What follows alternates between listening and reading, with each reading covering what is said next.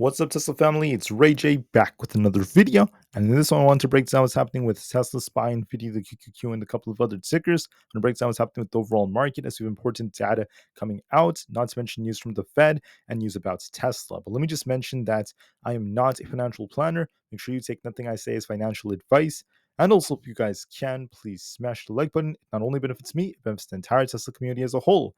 Anyways, for Tesla, since the morning I was calling out this possible head and shoulders like structure that was developing on Tesla. With the left shoulder, I had and possibly a right shoulder right over here. Now, this does suggest a downside is a possibility, but it's not necessarily a guarantee unless we start to lose some very, very key and critical levels. So remember a very important lesson, which is do not solely trade based off patterns, but also look for breakouts and confirmation. And we're going to be looking at some very, very key levels for Tesla and the markets. Now, the market was trying to break outs today, only to fail at the very end of the day, which is another sign that the market still has weakness amidst all the stuff that's going on. So let's talk about what's happening with the economy, what's happening with the markets. I'm going to talk about that for the first half of this video. Then I'm going to talk about the charts after that. So as a reminder, okay, a lot of the data that came out last week was very negative for manufacturing, employment. Services data was so. And then for data for today, there wasn't really much that came out. For tomorrow, it's going to be Wednesday, August 7th, 2024. All the data is very, very minor. We just have some bill auctions coming out at 11:30 a.m. Eastern Standard Time. Then at 1 p.m., we have the 10-year notes auction. Once again, very, very minor data. So data is not going to affect us as much tomorrow. However, there is a lot of talk about the Fed and what's going on with them. The market is anticipating some cuts for September, but the Fed is not confirming that that's going to happen. The Fed is also implying that there's likely not going to be a meeting for, or like some kind of emergency meeting is what I'm referring to, before September 18th to cut rates. The reason for that is because there wasn't really anything too significant to cause it, or at least to a very, very large extent. So we didn't really get a credit crunch. We didn't see real estate crash or anything that insane. We did see unemployment spike, but that's not really enough for them to do so, and the Fed is still waiting for inflationary numbers. Next week, we have PPI and CPI coming out. That's going to affect the Fed's policies. And so far, as many of the Fed presidents and officials are saying, it's very unlikely we're going to get an emergency cut. There's other officials and presidents saying that they should do it, but the Fed, Jerome Powell, has not confirmed that so far. They haven't confirmed there's going to be an emergency cut just yet. So we're still waiting to see how things are looking. But the issue with them not confirming it is now the market's a little bit uncertain about what the Fed is going to do. The market's uncertain about if there's going to be an emergency cut. Now there's only a 71.5% chance we're going to get a 50 basis point cut and a 28.5% chance we get only a 25 basis point cut. Now, that's very important because the market's expecting a cut, but we don't know what it's going to be. The market was more confident it was going to be a bigger cut yesterday, and now the confidence is kind of like slowing down, and the market is becoming less and less certain. So the situation in Japan is still there. Interest rates still went up, and the economy and the markets are still being affected over there. That's still affecting the USA. That's part of why the market was a little bit lackluster at the end of the day, not to mention the Fed. Another, I would say, somewhat big factor would be what's going on in the Middle East.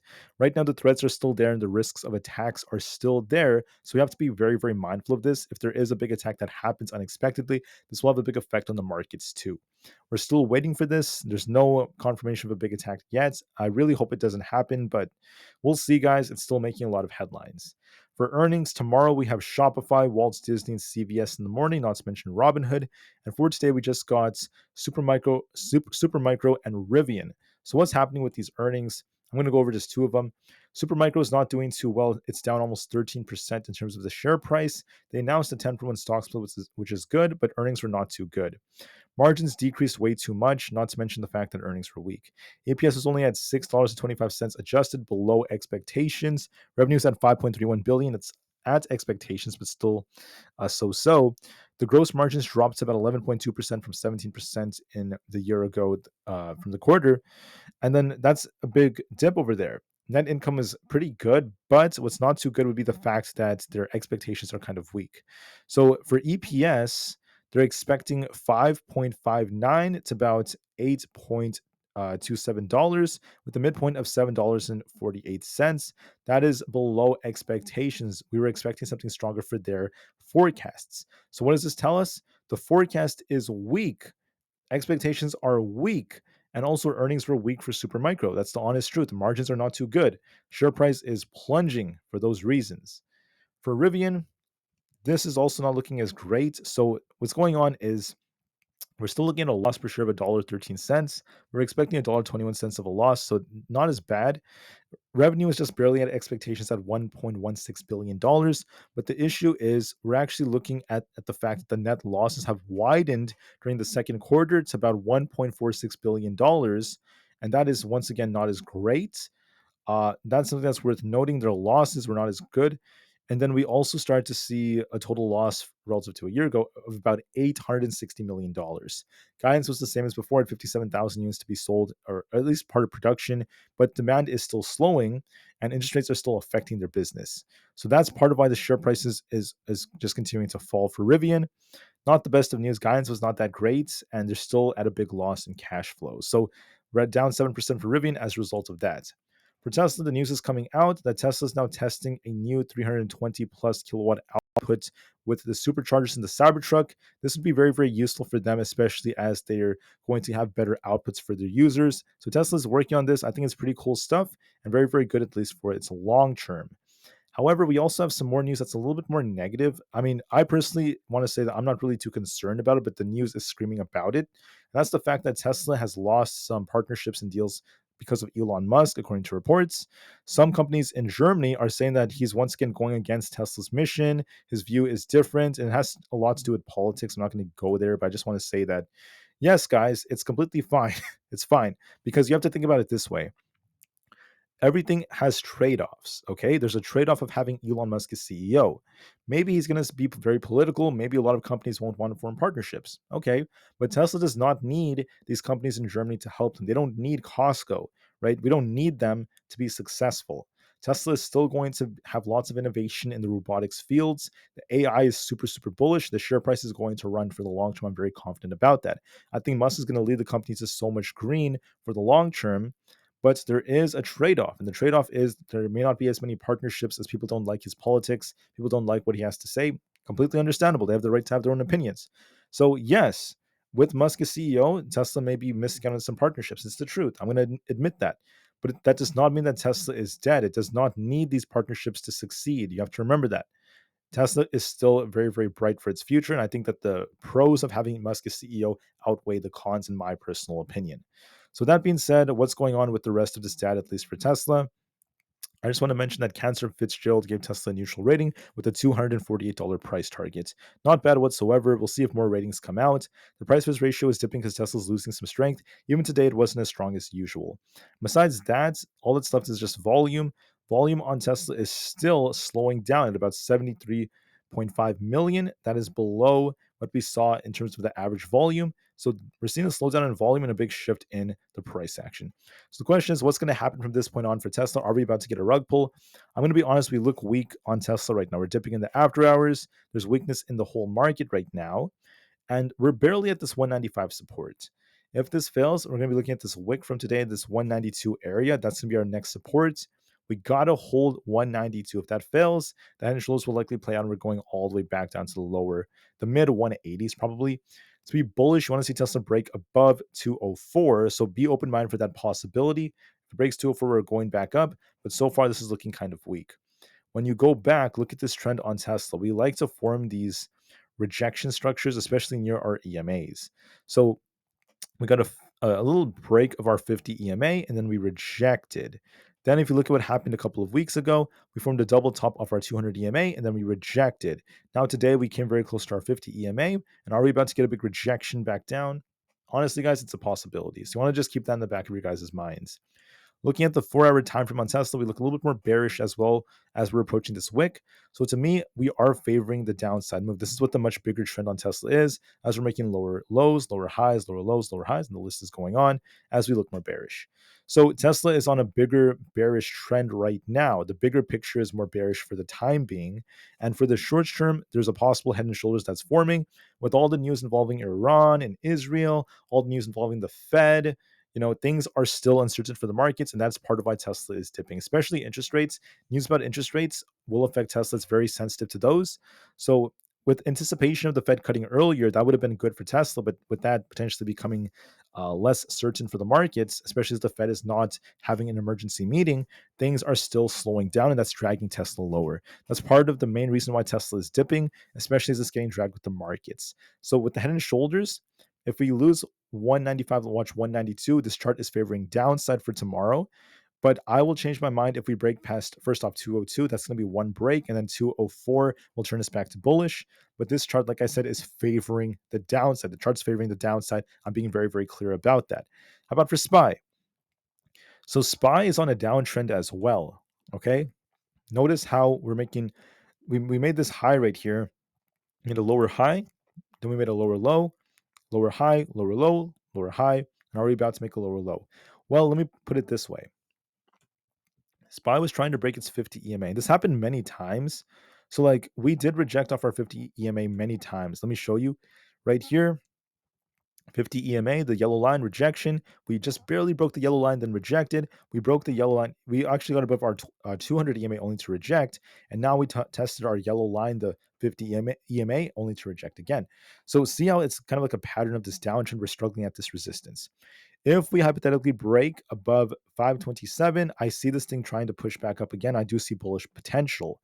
If we don't break that, we're going to likely dip all the way down to about 518, then eventually 515. If 515 fails, there's going to be a bigger rug pull all the way back down below 510. This chart looks like it has a bearish structure, a big rejection. So in my personal opinion, I want to say that SPY looks like it's going to be dipping to about 518 by tomorrow, if not 515. If we bounce off that, we could rebound. It is still possible. But if we lose 515, there's going to be a risk of more downside. So I do see a potential test coming near that area. So this chart is favoring a little rejection, a little bit of a dip that's coming. But watch for confirmation. Don't solely just trade based off what I say, but watch for confirmation too in real time tomorrow. If we lose 518, look for 515. If that fails, we're going to be coming back down. ES has the same thing going on. We were trying to break out, but we formed a bearish divergence and we failed to break above our 50 EMA. We're at some key levels. So we have 52.93 as resistance. If that breaks, we're bullish. If we lose 52.25, we're going to be dipping all the way down towards the 51.80s. This chart is looking like it's going to dip lower, excuse me, all the way down to the low 5200s. I think it's going to get very close to 52.25. If we bounce off that, we could rebound. If we lose that, we're going to be dipping lower. My guts tells me we might dip lower looking at the trends. That's what the chart is favoring.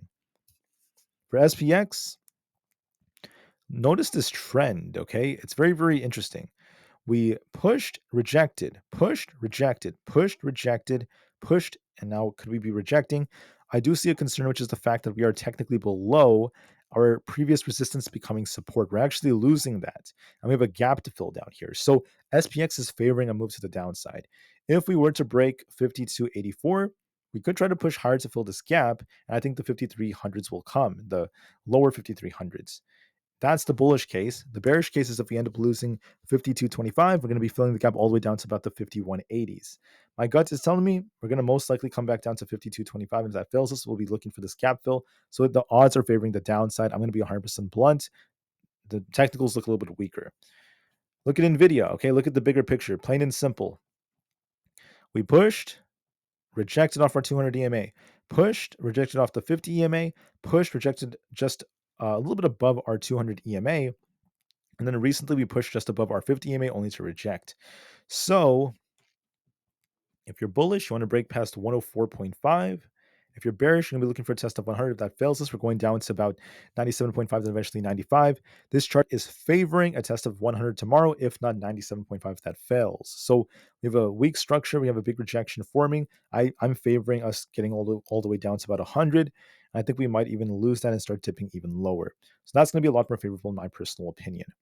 For Bitcoin, we basically are at 55,943. If that fails us, we'll be dipping all the way down to 55,000 flats.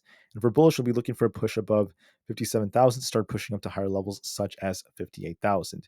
But this chart is favoring that it's going to lose its 20 EMA and come down to at least 55,000. If we hold that, we bounce. If not, we're going to be dipping lower. This chart is favoring downside in my personal opinion. Let's go over a couple more. NQ. NQ has a double top leg structure. We failed to hold above our EMAs, not looking too good. This kind of looks like an M shape, a double top projection or an M. Whatever you want to call it, doesn't matter, guys. If we break above 18,272, we're back. We're going to push back up to bullish, and we could be approaching 18,500. If we end up losing 18,000 flat, we're going to be dipping all the way down to about 17,800, if not lower. Looking at the technicals, this is favoring. It looks more probable this is going to be dipping all the way down to about 17,800. If we lose 18,000, we're just barely holding that. So I favor downside on this chart.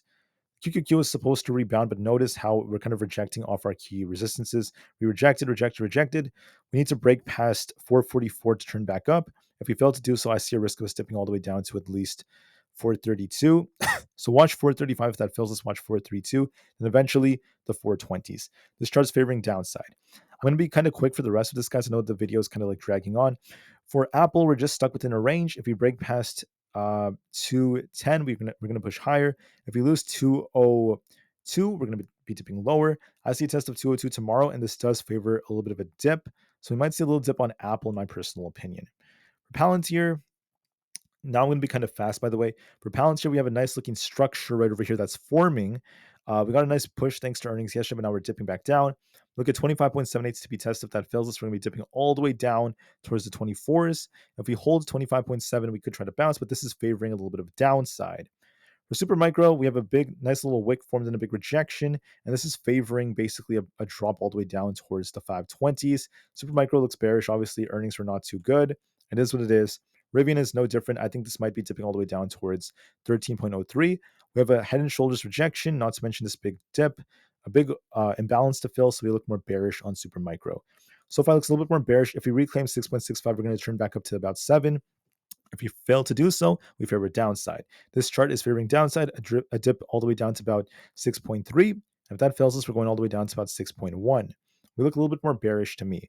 The IWM is looking a little bit weaker. We need to break past 207 to turn back up to bullish, to break above 210 plus. If we fail to do so, there's going to be a risk of downside. So far, we kind of rejected off this 50 EMA. So watch support at 200 flat. If that does not hold, well, 201.25 and then 200. If that doesn't hold, we're going to be dipping lower. I think we're going to be testing 201.25 tomorrow on the IWM. If we bounce off that, we could rebound. If not, we start to dip. This favors a little bit of a dip. It's not that bad, at least for the IWM for now, but we'll just have to wait and see. For AMD, we got to reclaim 135 to turn back up. Otherwise, we're bearish. Got a big rejection. This is favoring a test of 126.5. If that fails us, we have this very, very key level around 123.8 coming. I favor downside a little bit more. For ARM, we're barely testing our 50 EMA. If we reject, we could be dipping all the way down towards 105. If we break past 115, we could try to bounce. This is favoring downside a bit more. For Coinbase, just like Tesla, we have a head and shoulders like structure. However, if we manage to break past 200, 198 to 200, we turn back up. If the head and shoulders plays out, watch 185. If that fails us, we're going to be dipping all the way down towards the 170s. I think we might be testing 185. If that does not hold, we're going to be dipping lower. For Amazon, we're below our 50 EMA. I think we're going to be retesting 158. If that fails us, there's going to be a bigger drop coming to 155. If we hold that, we could rebound. To be bullish, you want to break past 165, but this is favoring the downside. For Meta, we're kind of rejecting here. It's not looking as bad, though. I think we're going to be testing 488, if not 482 to 485, that range. If we bounce off 482 to 485, we could be going back up to 500. If we lose 482, we turn bearish. That's going to be your signal. We're still about 7 points above that, so we'll see. So watch 482. If we lose that, we're dipping pretty hard. If not, it has some hope to bounce. Microsoft's on a bit of a downtrend. We got to break past 403 to turn bullish. If we lose basically 395, there's going to be a big dip coming. This favors a loss of 395 and a dip. Google's on a bit of a downtrend. If we fail to get back above 158, well, if we lose 158, we're going to turn bearish. If we break 164, we're bullish. This has been bearish, guys. I've been saying this all day. If you look back at my videos, I've been saying I don't really like Google's setup. So this is favoring 158. GameStop as a double top might dip a little bit towards 20. AMC, just real quick, guys. It's just shuffling right now. It has actually a bullish wedge-like structure. We got to break past 5.1 to turn bullish, then we could be looking for 5.25. And if we lose 4.99, we might dip a little bit. It's just completely range bound, but it has some potential to push. DJT is just kind of dipping. It's on a bit of a downtrend, might be dipping towards 26.5. The VIX is starting to spike a little bit. Watch to see if we break past 28.8. If we break that, this could actually try to push for this gap up here. If that happens, be very, very mindful of that, guys. Be careful. The 10-year Treasury yield is trying to push. This is pushing a little bit because the Fed is likely not going to be as dovish as expected, and the dollar is still holding up, especially because of what happened with the yen. So not really affecting the market as much. So we'll see how things go. But if anything, I just want to make it clear that the market's showing some weakness right now. We tried to bounce. We were pushing very nicely in the morning. But then the bulls were not able to overwhelm the bears at the end of the day. So this is adding to the risk for the markets. Tesla has the head and shoulders, but don't solely trade based off that. Just wait and see what happens with it. If we lose key support at 195, then 192. And just know that there's a risk of downside for the markets in Tesla. All right. So I'll see you guys tomorrow before the market opens for another update. Thank you all so much for listening. Have a great day, night, and evening. And I'll see you guys very, very soon. Thanks again, and peace out.